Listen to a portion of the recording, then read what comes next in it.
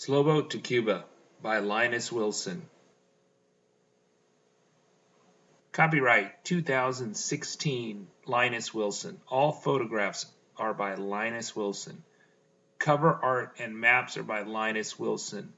This audiobook is read by Linus Wilson and is produced by Ox River Publishing, Lafayette, Louisiana, USA. All rights are reserved, except for brief quotations. No portion of this book may be reproduced without the express written permission of the author or Ox River Publishing.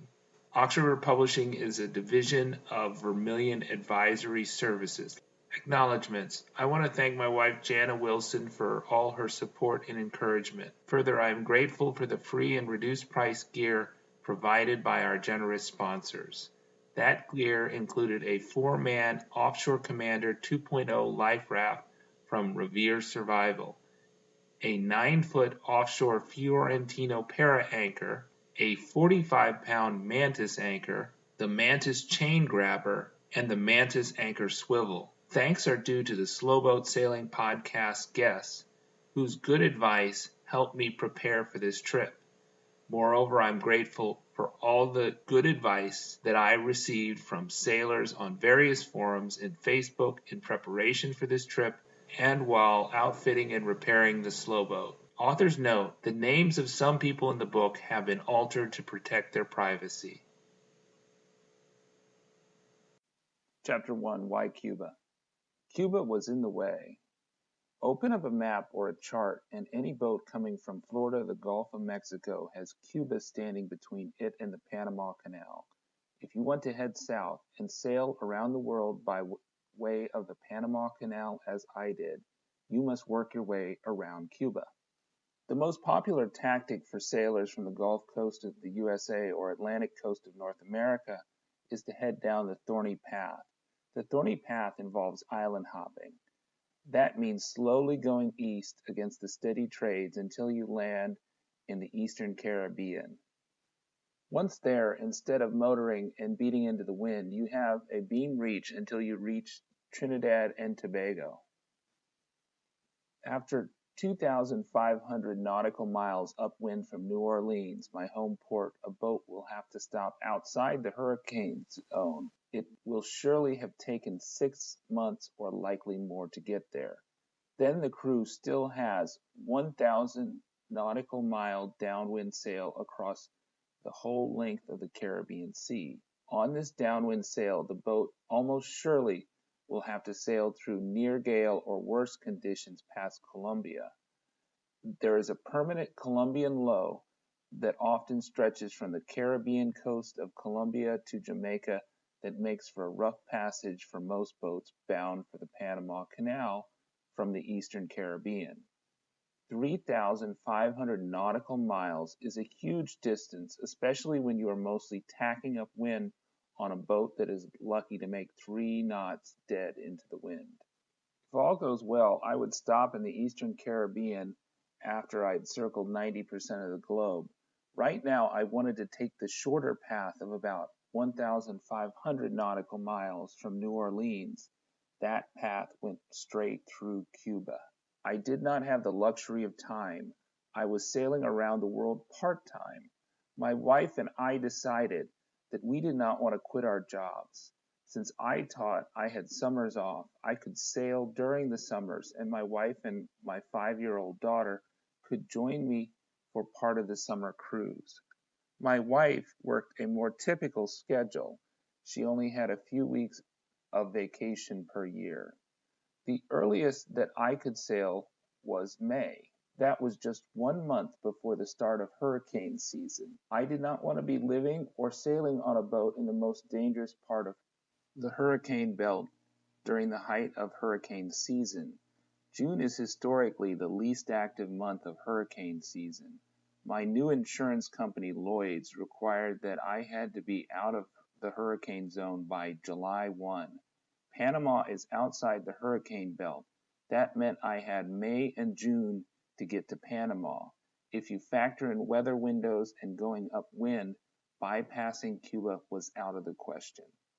In theory, you could just sail around Cuba, but the trade winds make that very difficult.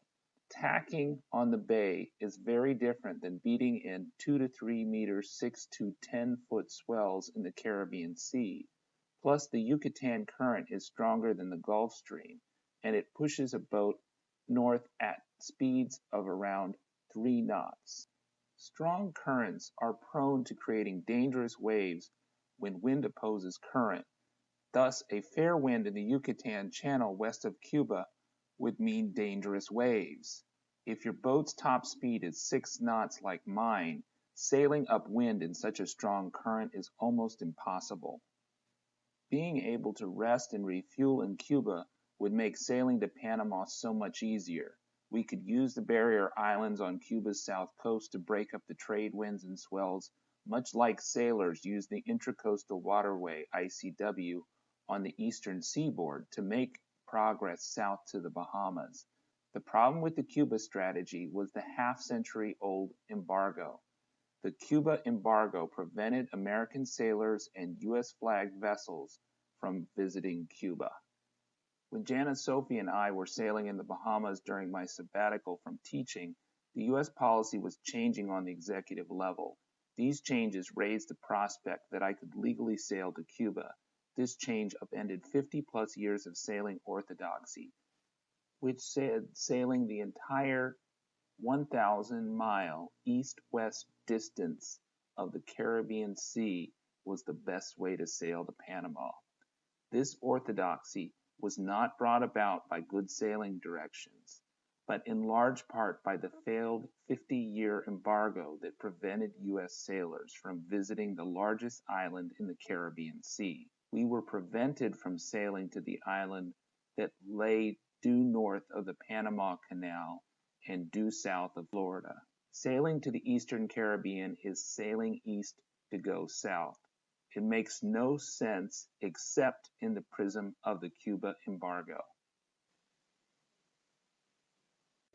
Chapter 2, Getting Permission to Sail to Cuba. According to my research, only one U.S. flagged boat received a permit required to sail legally to Cuba in 2014. Regulatory changes in 2015 allowed 90 boats to obtain the necessary permission from the U.S. Coast Guard to sail to Cuba in the first 10 months of that year. My route planning to sail to the Panama Canal via Cuba was made possible based on the changing regulations in 2015, allowing some U.S. sailors to visit Cuba. There are many tales of U.S. sailors who have violated the embargo and face no sanction. Nevertheless, if a U.S. sailor violates the Cuban embargo, the penalties can be very stiff. Any person may be subject to 1. Imprisonment for not more than 10 years, 2. A monetary penalty of not more than $10,000, 3. Seizure and forfeiture of the vessel, and 4. A civil penalty of not more than $25,000 for each day of the violation. Starting in December 17, 2014, the President of the United States, Barack Obama, began announcing executive orders which made travel to Cuba easier. The U.S. Treasury's Office of Foreign Assets Control, OFAC, General Permit process began on January 16, 2016. The General Permit process allowed individual Americans to determine on their own if they fall under one of 12 categories. This allowed Americans to travel to Cuba without applying to U.S. government. Qualifying travelers could visit Cuba with no spending limits while in Cuba and with no prior U.S. government approval under the new regulations. For decades prior, OFAC licenses were almost impossible to get. Even well-qualified journalists complained about how difficult it was to obtain one. Suddenly, in early 2015, no application was necessary. I did apply for an OFAC license in July 2015, and the U.S. Treasury wrote back to say no application was necessary as long as I wrote down for my own records why I qualified.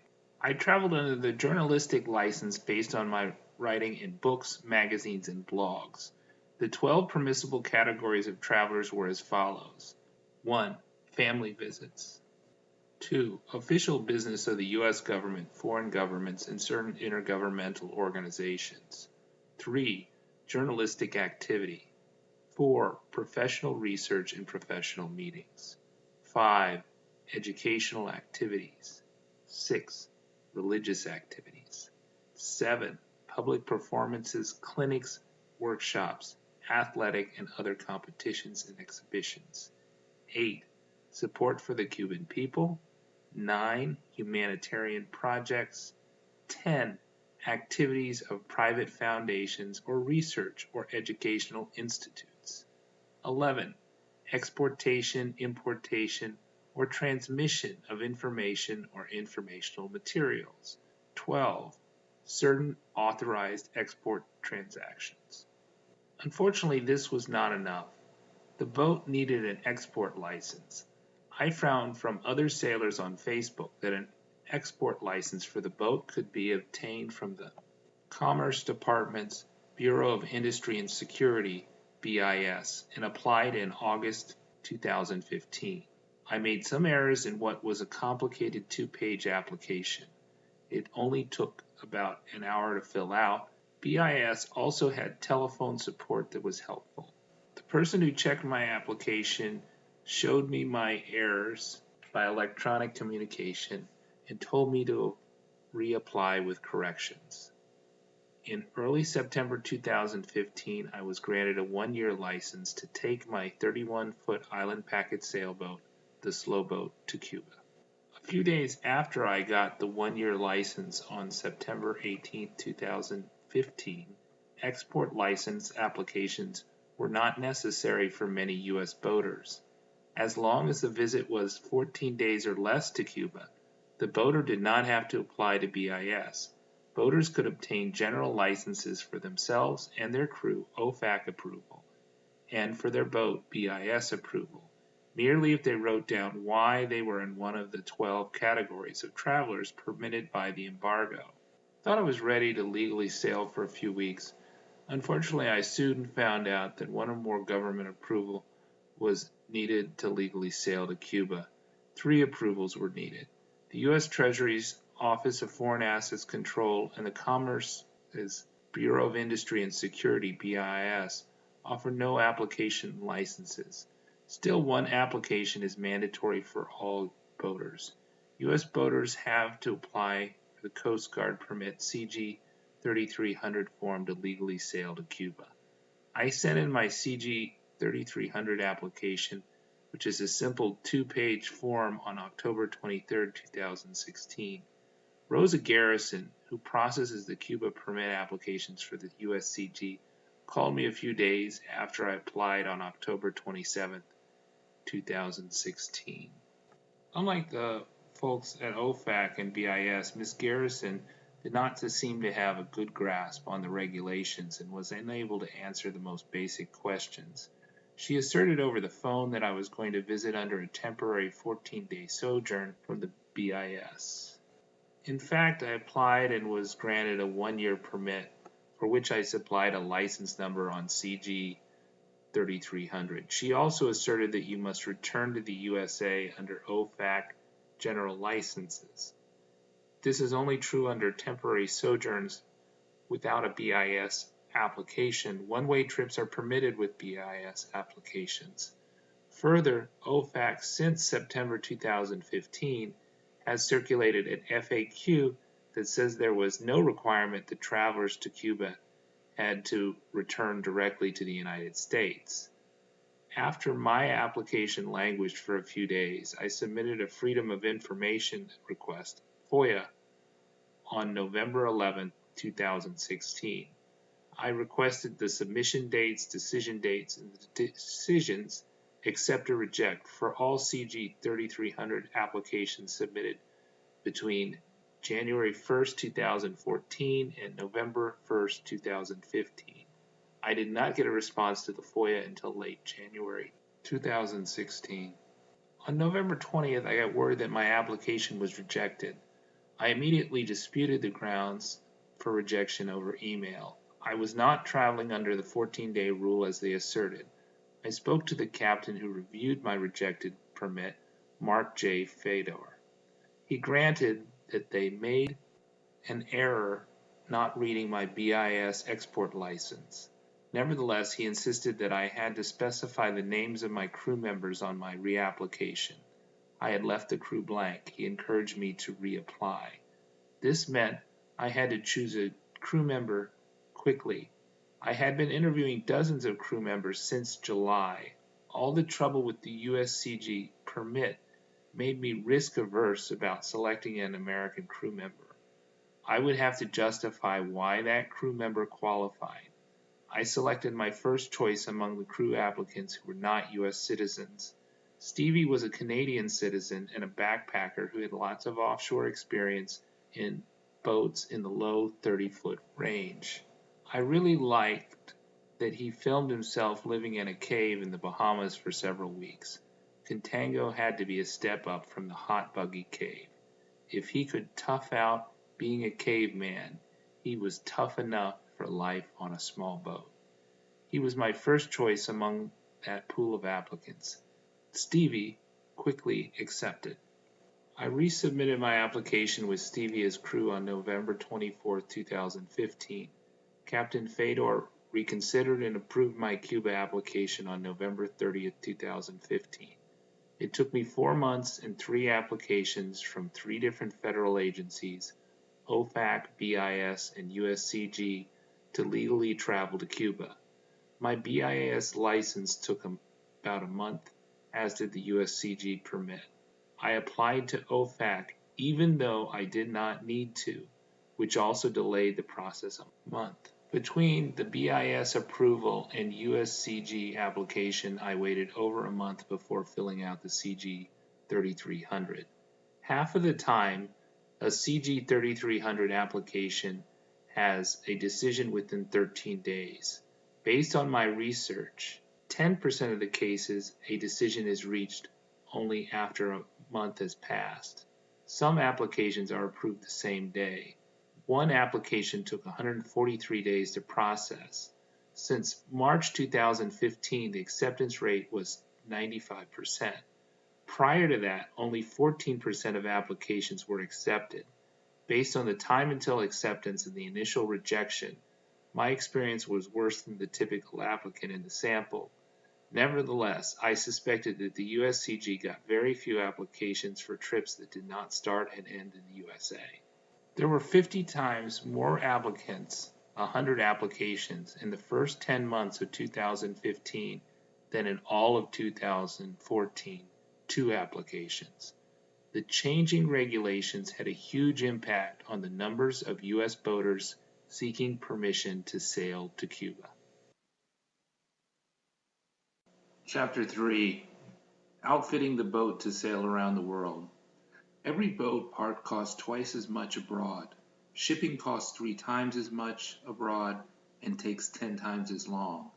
When you are cruising, you don't have access to a car, so you will find it hard to get new tools or gear needed to make tough installations.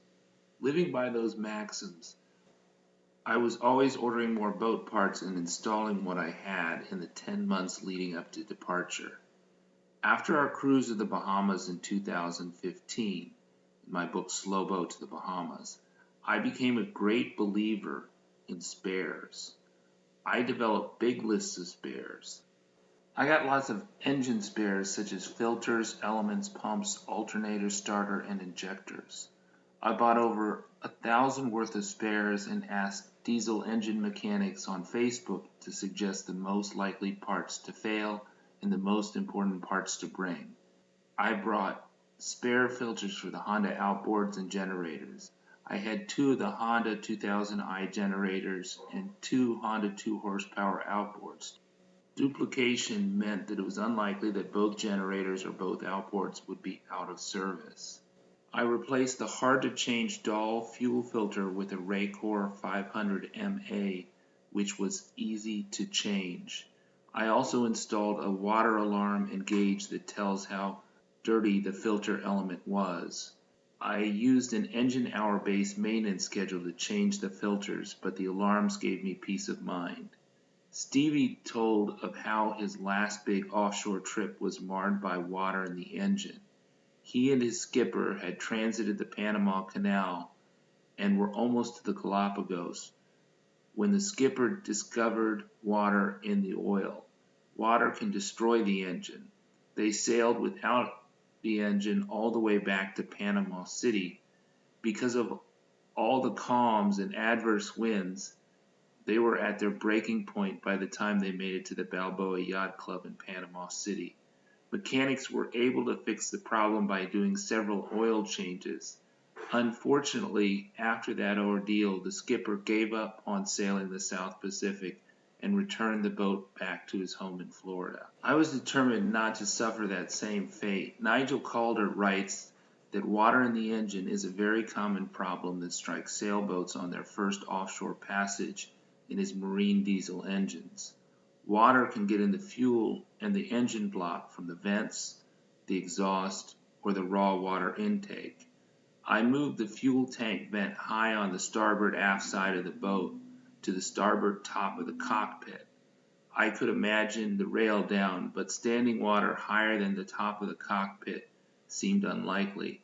I installed a flapper at the engine exhaust to make it harder for waves on the stern to lap into the exhaust. I also installed an elbow prior to the exhaust outlet that raised the exhaust hose and made it hard for siphoning to occur. At the raw water intake, I combated the potential for siphoning to the engine block by putting in a vented loop. Calder warns that you need to put a hose at the vent. If you don't, salt water will spurt out the vent onto the engine and into the bilge. I vented the anti-siphon loop high on the stern of Contango. When the engine is running, you can feel water coming out of that vent. I was worried that the vented loop may lead to overheating, but had no cooling problems after this installation. I got spare standing rigging from the rigger who supplied the Island Packet factory.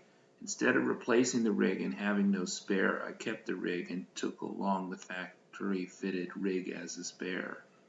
The 200-watt solar arch behind the backstay was bent and mangled. I had used 7/8" aluminum where I should have used something stronger. I investigated prefabricated solar arches, but decided against them because they would have created overhangs, which would have made docking more difficult. I talked to 2 welders, but I thought their prices were too high, around $1,600, and had to work around their schedule. Instead, I constructed it myself with 1-inch stainless steel tubes at West Marine. I used end fittings, elbows, jaw fitting, and connectors that I bought from West Marine and Amazon. It was expensive and took a lot of time. I would regret not having the welders do it in the first place. We did not have enough power generating capacity in the Bahamas. To partially address this, I got a $400 400-watt rated wind generator on Amazon and spent much more money mounting it. I got a 14-foot 3/16 stainless steel pipe as a generator pole. I had a welder weld a base onto it and cut off 2 feet. The welded part rusted immediately. I had to paint the welded part with silver paint. I used 2 stainless 1-inch tubes with bimini attachments to support the pole. I used line to also lash the pole to the stern pulpit. The 12-foot pole was too heavy. Jana and I could not steady it enough to mount it. It did not help that 30-knot winds were ripping through the marina at the time. I cut off 2.5 feet more, and that made a huge difference. Still, if I had to do it over, I would have used an aluminum pole. We mounted the 400-watt wind generator on the port aft corner of the boat. It put out modest amounts of energy the whole trip as measured by my charge controller. I used rubber between the connectors so the generator would not make noise. It was surprisingly quiet and worked at night. When not in use, I used the brake switch and tied off the blades. I also installed 6 flexible solar panels that fit between the lifelines. I used zip ties to mount them. They worked so well that I installed 6 more and wired them to a controller for a total of 300 watts of rated output. There were a lot of gadgets that I gave up on, like SSB radio for long-range communication. I got a text-only satellite phone for offshore communication for $300 instead of installing $4,000 worth of SSB equipment. Nevertheless, after my near collision in slow boat to the Bahamas in the Gulf Stream, I thought that getting an AIS transceiver was a great idea. The cost was around $500. AIS allows you to see ships which must have an AIS transceiver and other commercial vessels. I had to get a ship station license from the FCC to get an international MMSI number, which was about $150 for my boat. Our new international MMSI then had to be programmed into the AIS transceiver. The AIS installation was tricky because it involved NMEA 1983 and NMEA 2000 connections to the chart plotter. You can see ships on the chart plotter and get collision alarms. Further, I had to apply for some codes on an SD card from the manufacturer after filling out a form including the boat's MMSI number before the unit would work. To get the card, I had to complete a form which asked for the boat's MMSI number and dimensions. It was good that I did not leave this to the very end. I had to wait for the SD card to come in the mail. The whole process was to comply with some U.S. government regulation. I advise that you begin your AIS installation long before your departure date. Another thing that you need to register is your EPIRB. We got a Class 2 manual release EPIRB for emergencies. I only had one personal locator beacon, PLB, which I wore on my life jacket in the Bahamas. I bought a second PLB and registered it along with the EPIRB. Registration is free. Rescue personnel are much more likely to find you if your PLB and EPIRB are registered with your details, the vessel details, and the contact details of your loved ones. We already had storm sails, a storm jib and trysail with an external track. The slow boat already had 3 slab reefs for the main. For this trip, we got a 9-foot offshore Fiorentino para anchor for stopping the boat in a storm well offshore. It was the best sea anchor on the market. I loved that it was very heavy duty and came packed in a custom duffel bag. We also got a 4-man Revere Offshore Commander 2.0 life raft, which was packed with all kinds of emergency gear. We liked that it was so heavy duty with a boarding ladder and had a great canopy. One of the first things that I installed was a 40-gallon per day water maker that I bought on eBay. There are tons of filters, pumps, and switches, as well as plumbing connections with this install. The high-pressure pump and pre-filters all need to be below the water line. I was able to get this working, and it seemed to desalinate the brackish water of Lake Pontchartrain when we tested it with the total dissolved solids meter on a fall day at anchor. Never use your water maker in the marina because its overpriced membrane can be destroyed by oily marina water. After that successful test, I pickled it per the directions. That was the last time it worked. Not only did the expensive hunk of metal never work, but it also had a 3-foot by 2-foot by 3-foot plastic bin filled with filters that I did not need for the water maker taking up space the whole trip. I told Stevie in his phone interview that we would never depend on the water maker or delay our trip to get it working. We never did, and it never worked. Lee cloths are essential if you want crew in the sidebursts to get plenty of rest Lee cloths help sailors by preventing them from rolling out of their berths. Stevie would use his lee cloth on all our offshore passages. He mentioned how his previous boats did not have them, and he found it very hard to stay rested when he was on the high side of the boat or the seas were rough. In one case, he said he would share a bunk with another crew member on the low side of the boat. That meant he would lay in that crew member's pool of sweat. I bought the fabric and attachments, and Janice sewed the lee cloths for the port single berth and the starboard double berth that pulled out when the table was up. We used 3/4-inch double braid stay set to tie the cloths, 2 eyes on the bulkheads. Janet looked at several designs and insisted that they have snaps on the bottom. The snaps went under the cushion and attached to the wooden berth. Chapter 4, Provisioning. I spent the final 2 months packing the boat full of food in my spare time. It is well known that many foodstuffs are hard to get in Cuba. Further, my plan involved visiting remote parts of Cuba where there were not even towns.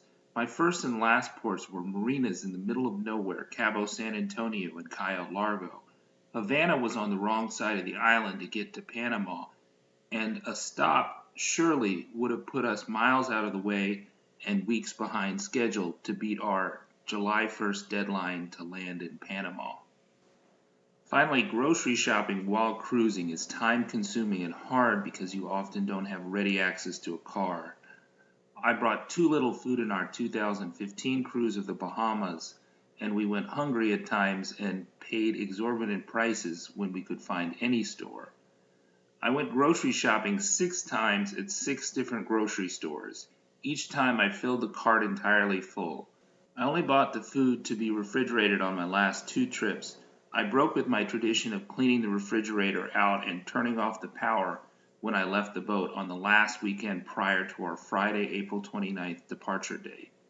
I wanted to leave on the first possible day. Stevie was flying in on that evening of April 28th. After my last class, I tested out the various canned meats before my first grocery run. Spam was super salty and slimy. Yuck. There would be no Spam on my boat. Vienna sausages were worse. Only our dog Daly liked them. Canned ham, chicken, turkey, crab, tuna, corned beef hash, and Wolf brand chili all tasted great, and I bought at least a half a dozen cans of each. I also got lots of canned vegetables, fruit, sauces, and refried beans. In addition to Pringles and crackers, which store well, tortillas are breads that have a long shelf life in their packaging. I kept all the labels on the cans. There is this crazy tradition of taking off labels on canned foods on boats. If you're not storing the cans in the bilge, where they come off and clog the bilge pump, leave them on. I wanted to have a 2-month supply of food for 2 men who consume 2,500 calories per day. That is 300,000 calories. The only way I could tell if I was getting close to that goal was to enter the nutritional information into a spreadsheet. I stopped counting when I hit my goal after the 4th grocery store. I probably spent $3,000 on the provisioning alone and had closer to 450,000 calories on board. With our spares, we did not have enough storage space for it all. The lighter stuff was put into cloth cubes that were stacked in the quarter berth. Stevie would get the port single berth. Daly and I were going to get the empty half of the V berth not taken up by Stevie's guitar and huge backpack. Jana, Sophie, Daly, and I shared the V berth on Thursday, April 28, 2016. Jana and Sophie flew out of New Orleans to a conference early on Friday morning. Because I picked up Stevie late on Thursday, they never really got to talk before Jana and Sophie left the boat, never to return. They would next join the boat in Panama in July, if all went well. Until that time, the crew was just Stevie, Daly Dog, and myself. You can hear about the rest of the trip exclusively on patreon.com if you pledge as little as $3 per month. That is approximately 3 more hours of the audiobook Slow Boat to Cuba. In addition, if you become a patron for the first time, you will get the audiobook of How to Sail Around the World Part-Time and all the bonus episodes going back through episode 10 to the present. So that's over 24 bonus episodes, all in your personal RSS feed that you can put into your favorite podcast player. It's a great value. I hope you become a patron of the podcast and the Slow Boat Sailing channel. Goodbye for now.